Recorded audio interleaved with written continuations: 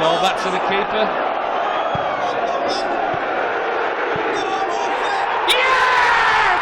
Wolfie scores! The keeper clears a terrible clearance straight to Wolfie, and he hammers it from halfway in the wing half, and it flies into the net. But Moore chased it down. What a goal from Wolfie! Sam's looking for maybe something later on in the game where. Oh, that's a great ball over the top, and here's Ashley Mulholland. Charlie game. Yes! He scored a second goal, just like he did at Charlie. And what a through ball! And who was that through ball? Was it banked? What a ball through! Well, if we were nervous before this, we're going to be nervous after it, are we not? Up he steps. Scores 2-1.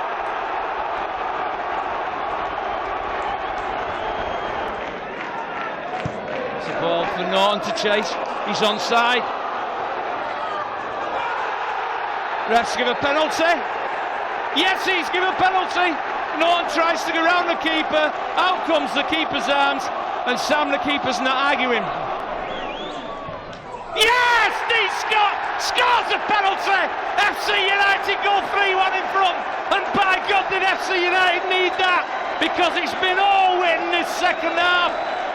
But the great through ball to Norton, rounds the keeper, down he comes, penalty Dean Stott, and FC United get the 2-goal advantage again. FC United 3, Witten Albion 1.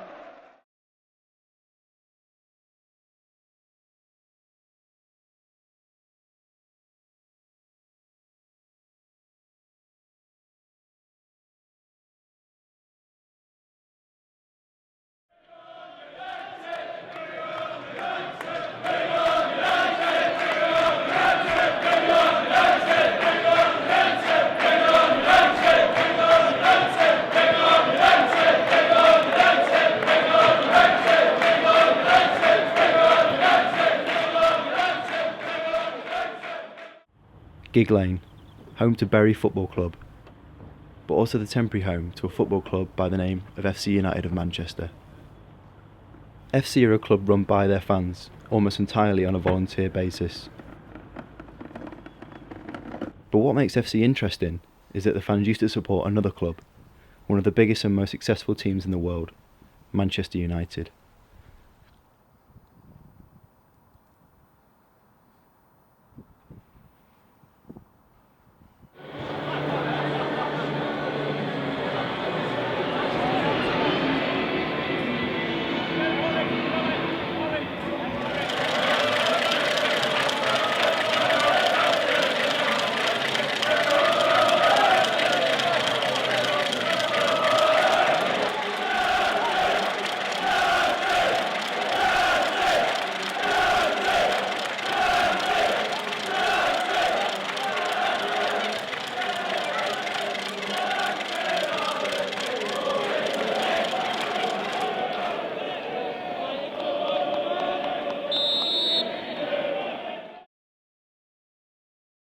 Manchester United began life as Newton Heath, Lancashire and Yorkshire Railway, playing in green and gold.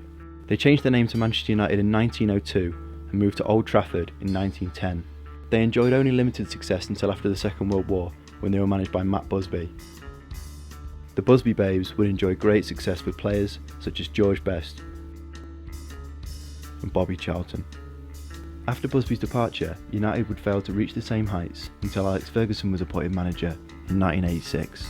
His exemplary management, along with a sudden influx of cash into the newly established Premier League, soon turned United into the most dominant force in English football. United continued to grow, but soon they were attracting unwanted attention from potential new buyers of the club. Rupert Murdoch's Sky tried and failed to buy the club in 1998, but American billionaire family the Glazers were successful in 2005. They borrowed heavily to buy the club, placing United in hundreds of millions of pounds worth of debt. Many fans tried to stop them, but their protests were ignored, so some fans began to consider other options. It wasn't all about Manchester United, my dissatisfaction. It was the Premier League per se, Sky Sports, Roman Abramovich. I just started looking at other people's point of view as well. I'd go to places, Crystal Palace and places like that, and they clearly resented us.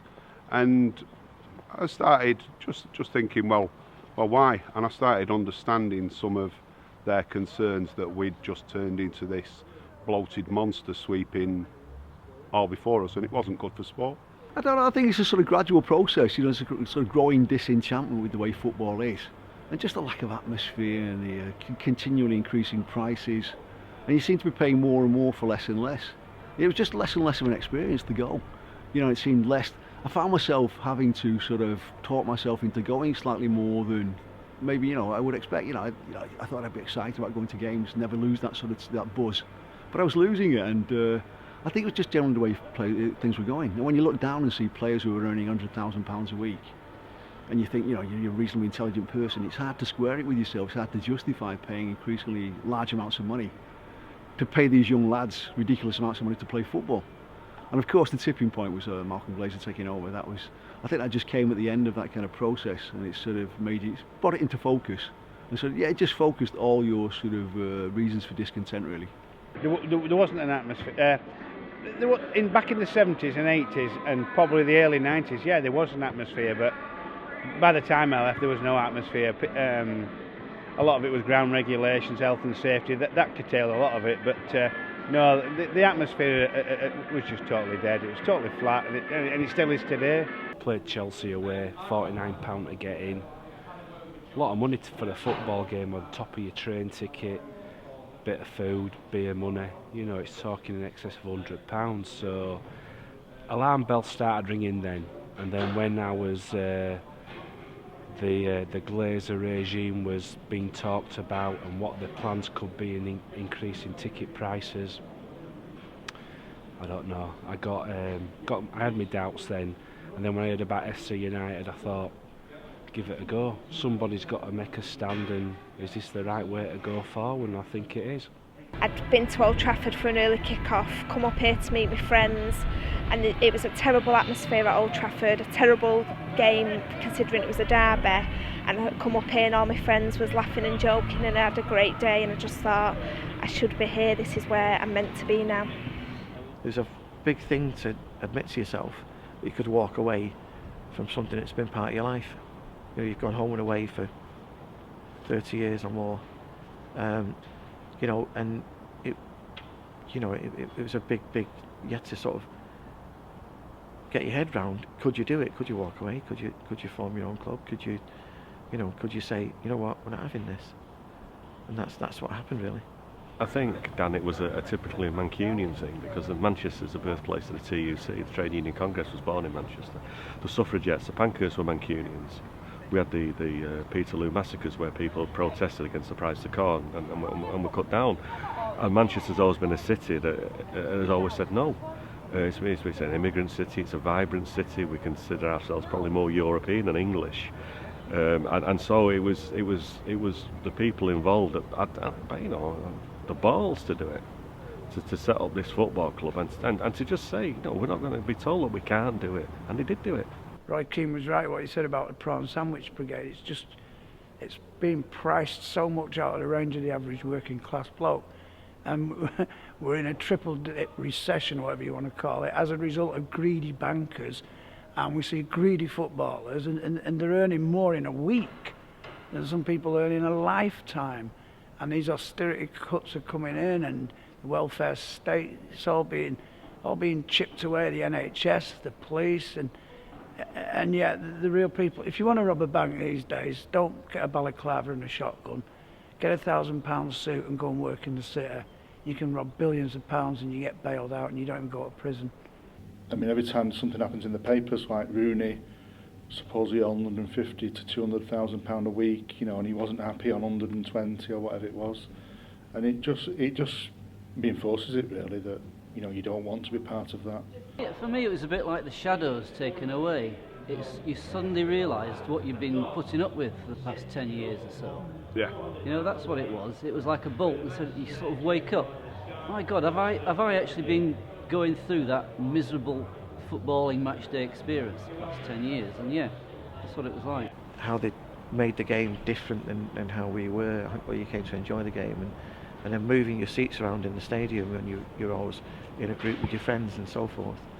And then the pricing out, affordability, and loads of factors. The Glazers were probably the last straw. Supporters were against the Glazers taking over because we knew that their takeover was predicated on them just increasing ticket prices and increasingly marginalising the supporters, and that's what we've seen. The club have continued to be successful. That's not down to the Glazers, that's down to the way the club is structured and the manager ultimately. So this really was a statement of by the supporters that they weren't going to be taken for granted by the Glazers or any other owner for that matter, and we wanted to make sure that fans' views were considered. Because the money's got to come from somewhere, and it comes from the fans, even though they say it's through the TV or sponsorship, but it's only because the fans buy that kit or buy that TV deal that they've got that money. It's a complicated relationship, I think, with television generally. And of course, we've elevated Sky into the big bogeyman because they were the one who put all the money in. And they really changed the equation. They changed the whole equation by putting so much money into football. And of course, because they were putting so much money in, you know, they're the paymasters, they were becoming far too influential, really. If you feel that strong enough about it, and enough of you do, then break away. You know, vote with your feet. And vote with your subscription to Sky. You know, it's reached a ridiculous thing where you can't even watch it on a foreign channel because the powers that be, it's illegal because everyone's paying each other off. There's backhanders. It's dictating the law. This Australian media mogul. Some woman, a pub landlady, got taken to court because she tuned into a foreign TV channel to watch an English game. How can that be right? I thought it was a free country. And at the rate pubs are closing down as well, what do they want to do? I think they want all the pubs shut down. I think they want everybody sat at home watching 1,000 channels of shite and voting for it on your mobile phone. Taking money out of you while you sat in your favourite armchair. It's terrible. Destroying communities, the whole spirit of the whole country. Greed is good. What happens is as the TV deal goes up, the players want more and more. They've already reneged on a deal when they got I think it was the overseas deal. The players, that Premier League players, they have a deal where that money goes to the grassroots, and they got more money, but they reneged on giving more money. And what you've got now is you've got all over Britain, you've got Sunday football with children, Saturday football. What's the first thing the parents do? Well, basically they clear up the broken bottles and the dog shit and the hypodermics off the pitch. You know, if the kids want to have a wee, they go in the bushes because there's no facilities. And where's the next generation of English players going to come through? It's not. When the Glazers did secure a majority of shares, the idea of establishing FC United was then discussed in earnest, and a number of people met up in a curry house in Rusholme and over a bite to eat, and decided the rough structure about what we would actually try and do. And a group of 15 people at that meeting then said, right, we will establish ourselves as a steering committee, and we'll go out amongst United fans and see if there is a strong opinion supporting what we're proposing. You saw it on message boards, forums, fans forums, people at the ground talking, people talking to each other. So there's an undercurrent of rumour initially about could a club be formed, could you do it, could people walk away? And then, then there was a few meetings. But I remember the first meeting, the idea of actually sort of forming a new club was very low down on people's list of possibilities. But it was the idea that most gripped me. I just thought, the only thing you can do, if you don't like who you work for, you can't do anything other than go and work somewhere else. If a company lets you down when you buy something, you just buy it from someone else, you go somewhere else. And I thought it was no good just protesting and sort of moaning and sort of doing this and that. The only positive way of protesting, I thought, was to actually sort of, take the ultimate step and form a new club. And it was an exciting idea because it was the chance to actually create a football club in your own image, the kind of club that people wanted to have, instead of sort of accepting what was just offered to them. So I was excited by the idea right from the word go, to be honest.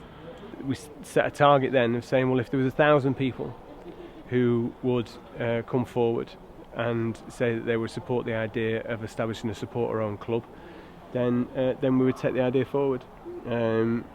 Over 2,000 people turned up at the Apollo Theatre in Manchester to debate and discuss the issue, and just short of 1,000, about 900 odd people put their names down to actually join the club. So the decision was taken to establish it.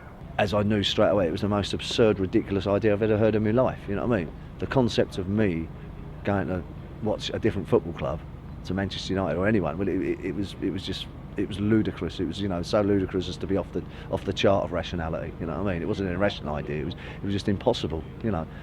And the next thing I knew was I read Oliver Holt in the Daily Mirror. I was getting up to go to work one Saturday. I was reading the Daily Mirror, and he was saying about it had happened and it was on. We're a member-owned club, which means every member who signs up to the club gets one share, one vote, and the members decide on things such as the ticket pricing, design of the club shirt, and major strategic policies of the club. And we then set about organising our own annual meeting and constituting the football club, applying to the FA for a licence, and then applying to the North West Counties League for a place in the league. Well, the manager, it's his first job as a manager. He'd been a deputy manager elsewhere, and he was recommended to the club. I had a phone call saying that this club was going to go ahead, and would he be interested in going and having a chat with him about maybe becoming the manager. Quite looking back, it's quite surreal really, but yeah, like 4 days before it was like meeting them people, and that was probably 2 weeks before being announced as FC United manager. Then we had open days where we invited everybody who wanted to trial. We had about 7 pitches going for 2 days, and you know, anything from fat 50-year-olds to like lads of 14 who you know, to people who played at non-league level and so forth, you know. And from that we sifted through and did other trials when we got to a nucleus of a certain amount where we could, you know, we were realistic prospects.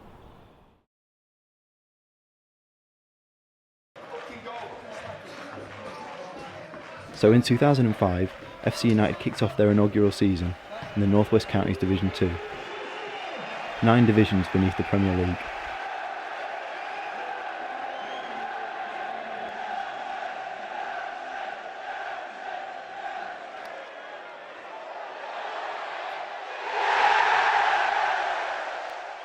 They quickly proved a force to be reckoned with and were promoted in 3 consecutive seasons, earning themselves a place in the Northern Premier League.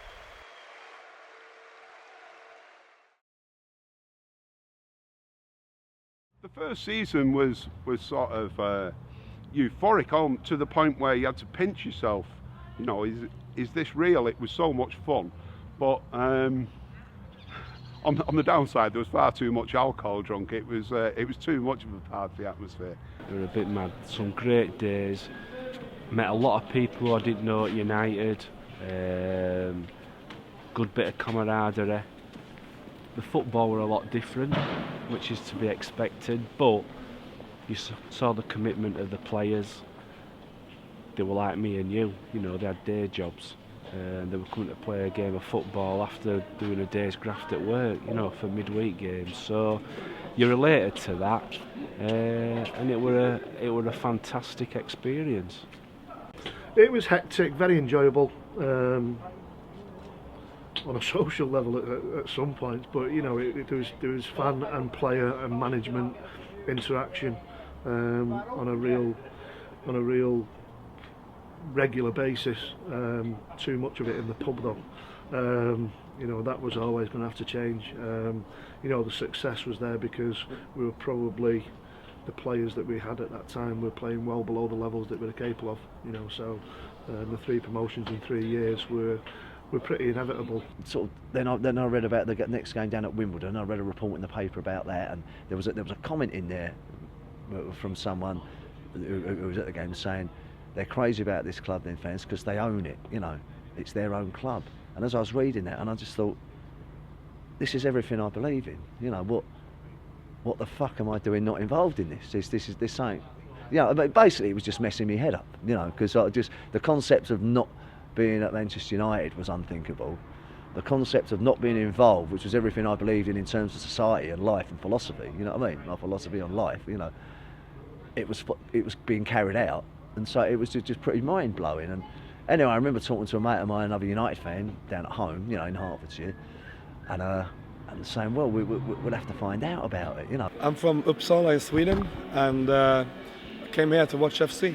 I think it's about sort of the political movement and the philosophy of FC, you know, the democratic aspects of the club. It's run by the people and for the people, sort of, and that really gives me great joy and happiness, because I think that, like, the modern football of today it's not really focused on the fans anymore, and FC for sure is. And do you know what? One of the things, this thing about against modern football, people keep saying against modern football. I totally disagree with that statement, because we are modern football, and this is what modern football. We're postmodern football. This is what modern football should be and will be, because I believe this is modern football. Yeah. Modern football is fans-owned clubs, and this is what we're going to. This is the way Without future is, isn't it? It's going against the norm. It's against, you know, it's punk football. Without a shadow of a doubt, it's punk football. You know, also they have bands playing before. You know, we've had all sorts down there. We've had ska bands, punk bands, hardcore bands, reggae bands, dub bands. We've had people doing burlesque. We've had comedians. We've had rappers, and it's all sort of DIY bands as well. And it's just all sort of adds to the feel of the day. And it's, you know, it's about community.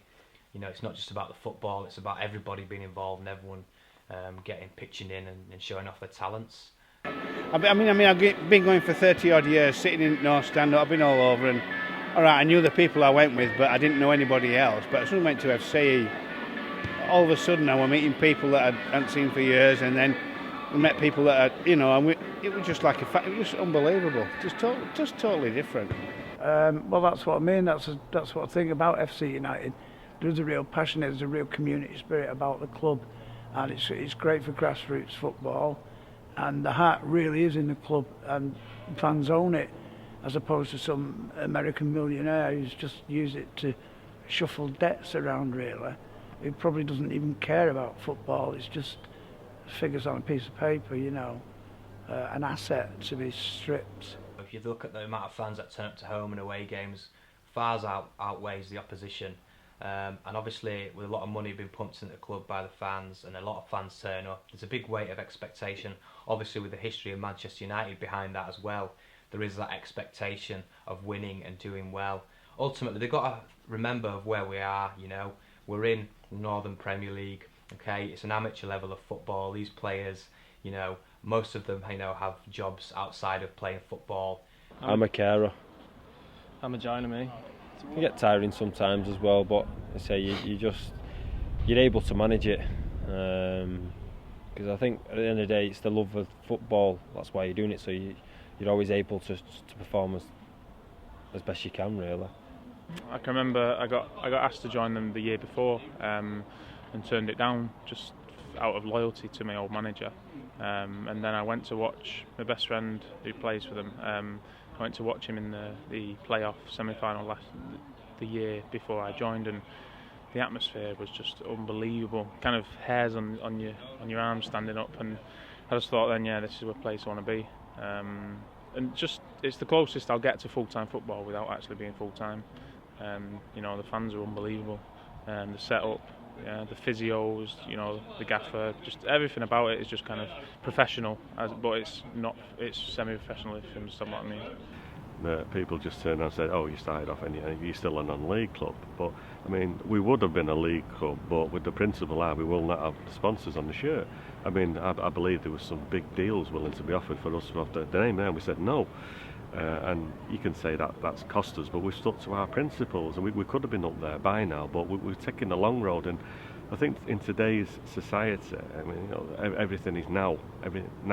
They want everything wants now. People look at, you know, the shareholders in firms, the short-term measure. You know, people now they're voting for your X Factor, do it now.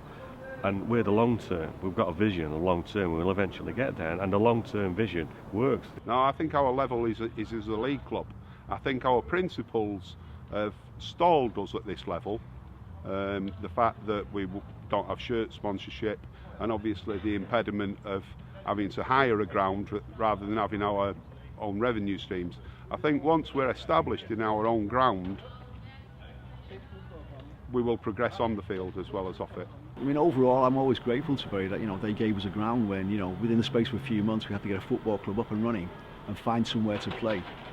And let's face it, we've been playing like the Wembley of non-league football for 8 years. You know, when teams come here and play here, it's a special occasion for them. We've generally played on good surfaces as well, you know, and it's a nice stadium. And Bury have been pretty good with us. I mean, I've got no quibbles with Bury, and perfectly happy to be here next season for another season. But I mean, of course, once we move into our own stadium, that will just change everything again. You know, the equation changes. The kind of things we'll be able to do on match days, the kind of things we'll be able to put on and organise there. You know, the possibilities probably are endless once we get our own stadium. It's massively important because we're not FC Bury, we're FC United Manchester. So it's tremendously important that we get it back within the borough of Manchester. And you know, the ground itself, it's a 5.3 million new build. We've got the money. We raised 1.7 million from a fan base of 7,000 with a membership of 3,000 in 17 weeks. I don't think that could be done anywhere else in the world. That's the true spirit of Mancunian rebellion and defiance.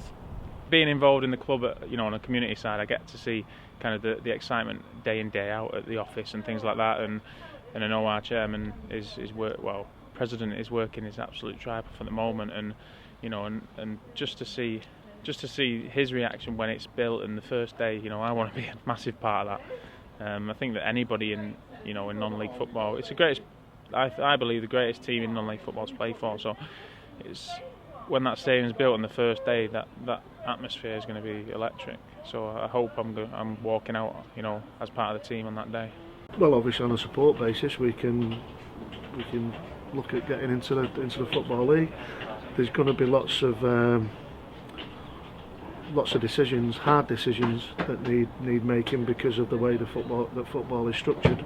But the beauty of the club is the people who are making them decisions are the ones who are paying through the turnstiles to come and watch them play. So they'll have a massive effect on what the club. On where the club goes, and that's the way it should be. I think we've kind of kicked on from last year, and you know, and we've easily cemented our place in the playoffs this year. But I'm just hoping that, you know, we can get promoted because we deserve it. You know, as a club, you know, the fans and the players really. The players have worked their stripes off this year, so if there's a God up there, you know, I hope he's looking down on us in the next couple of weeks and we can get promoted. Hopefully third time lucky, yeah, hopefully. I mean, we lost in the last two club finals in the closing minutes of each game. So maybe it can be our turn to win 1-0 or something like that.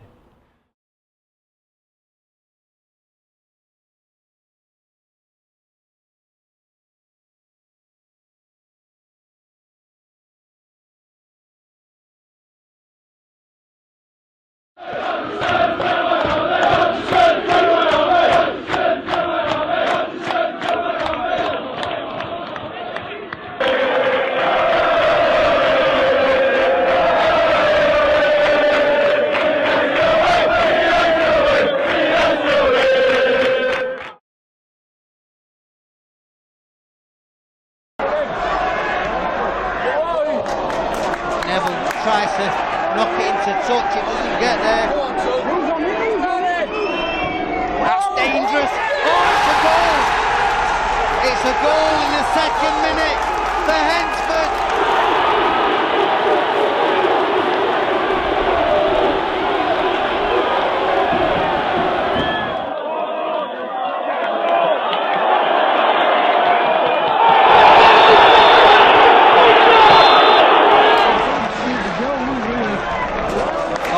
Played, lads. Darren Champion, the captain, well intercepted.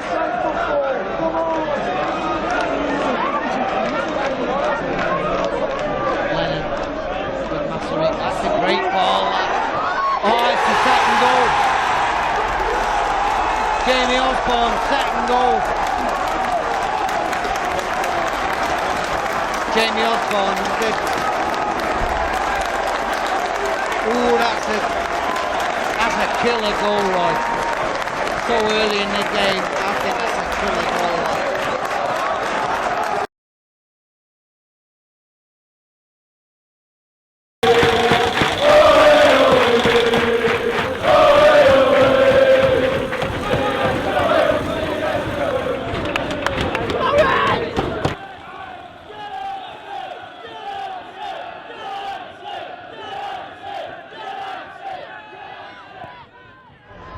Right to the six. Noah!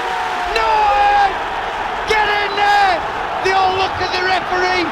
Keeps his hands down. Come on, Reds! My Noah! Get in there, lad!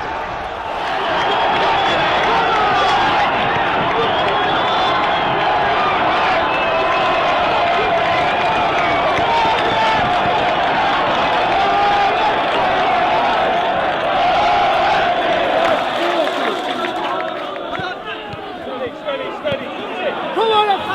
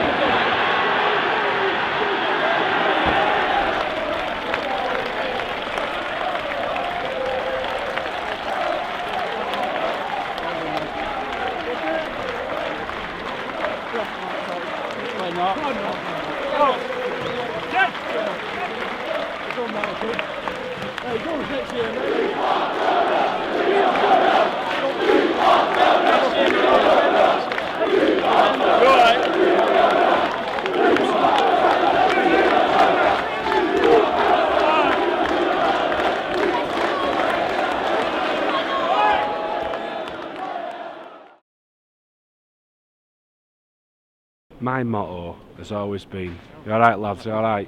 My motto has always been, every time FC United walks out, it's sticking two fingers up at the way that football is run. So for me, if they get promoted, fantastic, it's another journey for us, but if they don't, come August next year, we'll crack on and we'll have another crack at it. But by doing it, we'll have a good time, we'll have another journey. It's empowered a lot of people. People have become football coaches. People have done all sorts of things from what we've done by owning our own club, and it's a tribute to true Mancunian spirit, where we've said, you know what, we just got to do it this way, and so it's FCUM. So if you shorten it, it says fuck 'em, and that's it. We'll do it one way or the other. This isn't a dream. This is a practical way forward for football.